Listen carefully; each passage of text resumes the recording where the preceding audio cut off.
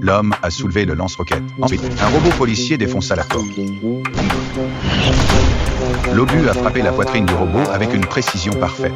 Endommagé, le robot a été déclaré ferraille, mais son créateur, Dean, il a discrètement enlevé les pages. Il comptait développer un modèle de deuxième génération.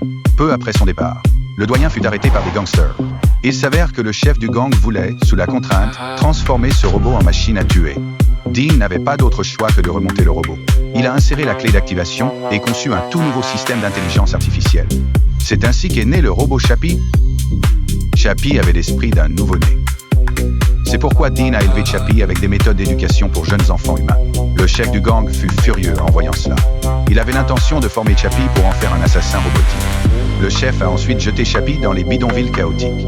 Des voyous l'ont lapidé après avoir constaté que Chappie ne se défendrait pas. Ils sont encore plus insolents. Chappie eut peur et s'enfuit vite. Cependant, peu après, Chappie fut recapturé. Le scientifique a démonté ses composants et c'est lui la clé. Chappie s'est battu désespérément pour se libérer de ses liens puis a sauté du véhicule. Chappie a fui pour regagner la base du gang. Ils ont rapidement remplacé ses pièces par des toutes neuves. Après cet incident, Chappie a également changé d'esprit. Il a commencé à apprendre à se protéger. Pour tester Chappie, le chef a faussement prétendu que quelqu'un avait volé sa voiture. Chappie l'a cru et a réduit la voiture en miettes avec une barre de fer.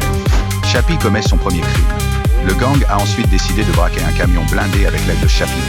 Le plan s'est déroulé sans accroc. Pendant leur célébration, la programmation de Chappie a soudainement planté.